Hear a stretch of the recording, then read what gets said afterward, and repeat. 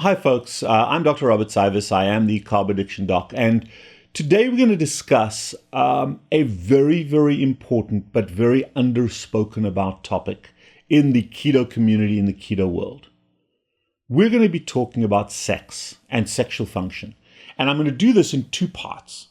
The first video is going to be for women about women, and the second one will be about male sexual dysfunction.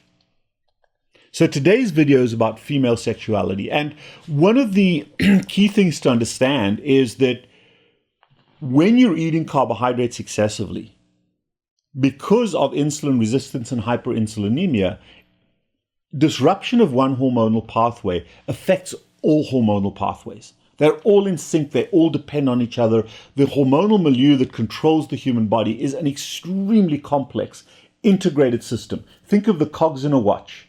When one cog breaks, or even when one piece of a cog breaks, the entire watch system is disrupted. Same thing with the human body. So when you eat sugar and starch in a chronic, excessive way, it causes huge disruption. And it's very common for me to see people in my office, women in my office, this video is about women, and I see so many different sexual dysfunctions. The first group of people is just the mechanics. It reminds me of an anecdote.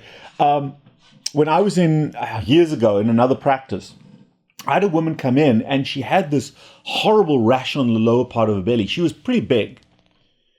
And she had all these sores on the lower part of her belly. And the explanation of the sores were that in order for her to have sexual intercourse with her partner, she had to lift up her belly. And she used a big stick to do that. And the stick caused splinters, and she had all these splinters in her belly. That was the price she paid for being enormous and still want to be engaged in sex. And I felt awful about that. And she lost the weight and improved significantly. But those are the lengths we sometimes go to accommodate to our addiction to carbohydrates. So that's just one bizarre part. But as crazy as that story may seem, it is not uncommon, particularly for women, and this is where our society still has a long way to go. So I don't want to be judgmental. I don't want you to judge me from a sexual discrimination perspective, but the reality of the current world is that particularly the way women look is very closely allied to the way they feel, particularly when it comes to intimacy and sexuality. And very often when you're embarrassed about your fat, about your weight, or perhaps your hips, your knees, your back hurt so much from your excess weight that you can't participate in this highly, highly pleasurable, very, very healthy emotion management aspect of sexuality. So our obesity precludes us from being effective, from enjoying it as much as we could, because of shame, because of body image. And that's an awful, awful thing to place. And our society shouldn't place us in that box, but it does. And at the same time, you're able to get out of that. And it's such a cool thing from a sexuality perspective, male and female, to see the positive empowerment of the transformation when you lose that weight and you're able to physically participate at the level you desire to participate and look the way you desire to look. That's such a cool thing.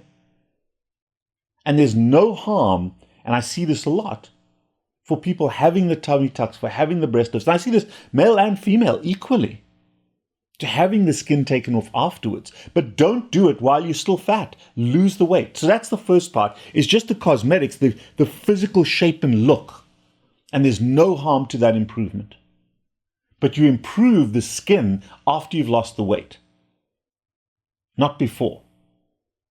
And sometimes you don't need to do that because you live with it and you're comfortable with it. But the other part of female sexual dysfunction is the hormonal component. There's a fertility component associated with polycystic ovarian syndrome, and there are other videos on this channel that cover PCOS, which is high testosterone, low estrogen, and low progesterone. And that's a fertility issue. It's a hirsutism issue. You basically develop the shape and look of masculinity because of the high testosterone level. And that's a very debilitating aspect for a female, but it also goes along with that hormonal sexual dysfunction. Now, having said which, when you up your testosterone, your libido does increase. But I so often get women that come into my office that say they just feel asexual. The libido's gone. They don't feel sexual. They don't feel like participating in this act. And that is very often a self-esteem issue, a body image issue, but most often a hormonal issue. And the hormonal disruption of carbohydrates on the estrogen, cortisol, testosterone, progesterone cycle is profound. And when you come off the carbohydrates, over the course of 1 to 2 years, there is that hormonal restitution. When your cycles normalize, if you're premenopausal, or when you're postmenopausal, when the dryness, when the irritability, when the thinness of your vaginal wall improves, because now you are producing a little bit of estrogen peripherally, you are producing a little bit of estrogen. Your libido improves. So generally, for people who eat a lot of carbohydrates, there is a huge amount of sexual dysfunction, body image as well as hormonal. But the further driving force behind hormonal disruption and behind sexual function dysfunction is cardiovascular disease, which is tightly associated with chronic excessive carbohydrate consumption, and diabetes. Both of those are huge components in females of libido decrease, of not feeling like having sex, of just not having a sex drive at all. And correcting some of the cardiovascular or improving your cardiovascular function, getting rid of your type 2 diabetes massively increases libido and healthy sexual activity. And the flip side of this is this, that I typically talk about 4 aspects of an effective effort-based emotion management system. But there's a 5th component that we often don't talk about. We talk about physical activity, we talk about creative arts, we talk about spirituality, meditation, we talk about empathetic human connection. And sexuality has to do with all of those. Human connection is better with a partner when you have a sexual foundation to work off, most often. There are creative arts, there's the physically active part of engaging in sex. There's a spirituality to it, there is a meditative component to it. But the orgasmic part of sexual function, whether it's by yourself or whether it's with a partner, is the 5th cornerstone of a healthy, effort-based emotion management system. But we don't want you to be sexually dysfunctional. So another story that we hear a lot is people whose self-esteem and self-confidence is in the toilet. And perhaps they were gorgeous looking, and I know our society is judgmental of that, it shouldn't be, but they were gorgeous looking as young women. And they based a large part of their self-esteem and their personal value on their looks. When everybody told them how beautiful they looked, that sense of adoration, that sense of admiration was their source of self-esteem and self-confidence. A very poor self-image based particularly on their looks rather than who they are as a human being. And then as they get older, they may not be morbidly obese, but they're overweight, they start gaining some weight, things start to droop where they shouldn't. And they turn to plastic surgery to keep that youthful look because that's the only source in their own minds of self-esteem and self-confidence.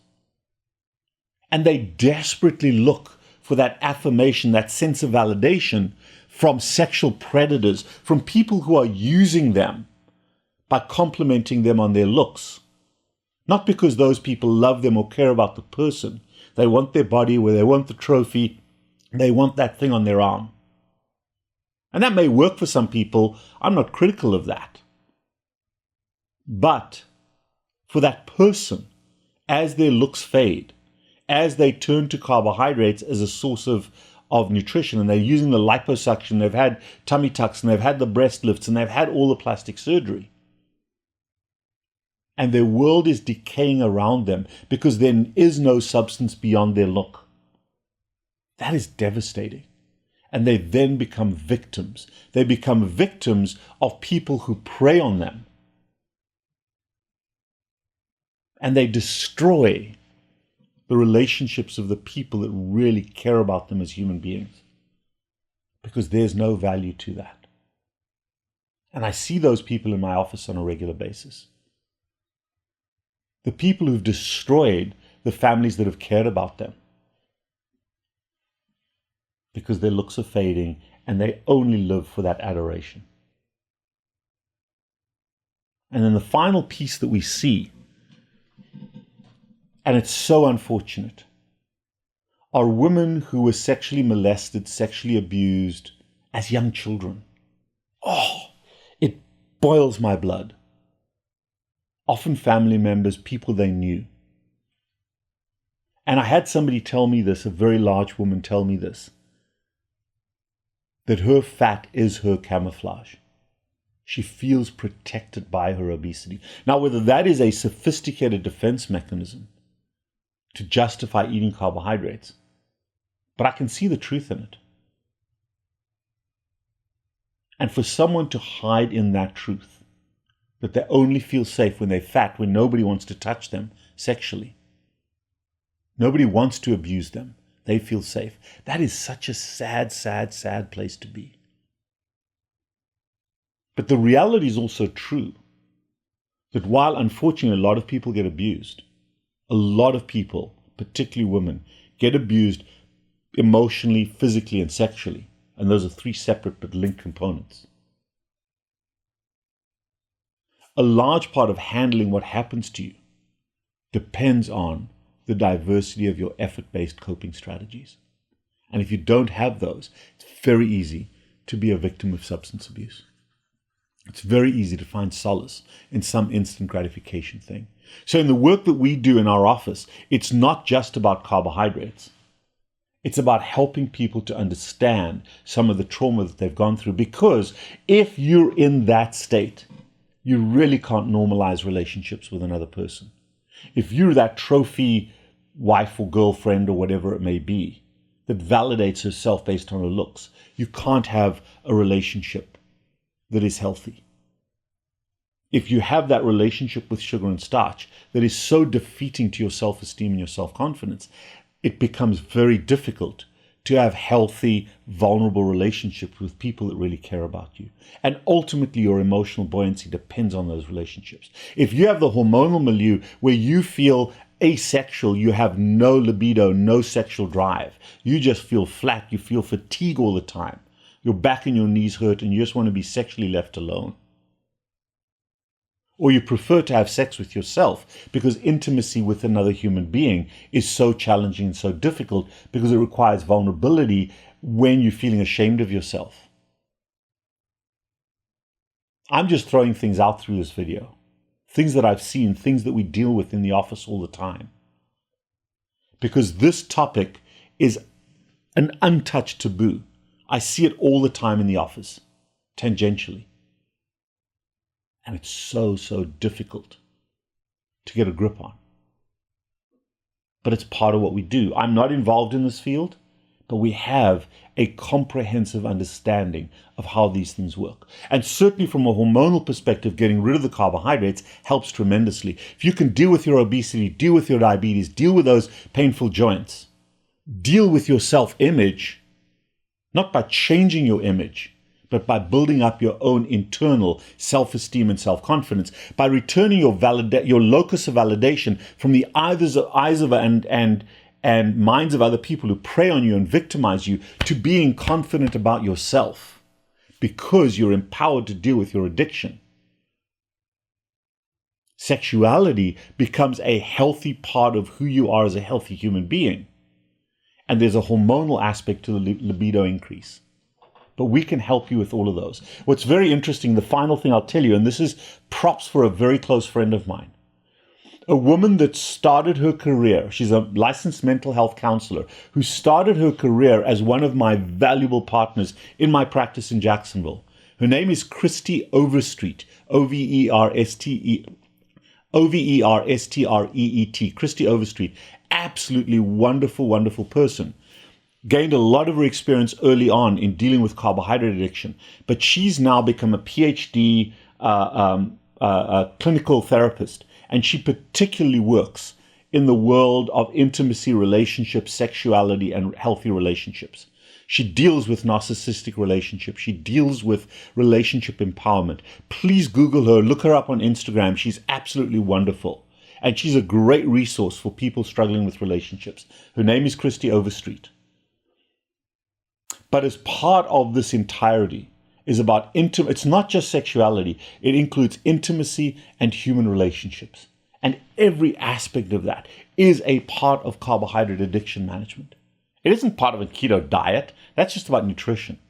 But when you're dealing with addiction recovery, every aspect of that counts. And we're ashamed of it. We don't talk about it. Come in and talk about it. Come in and talk about it. It's part of your recovery. I am the Carb Addiction Doc. This is a difficult topic to address. I hope this resonates.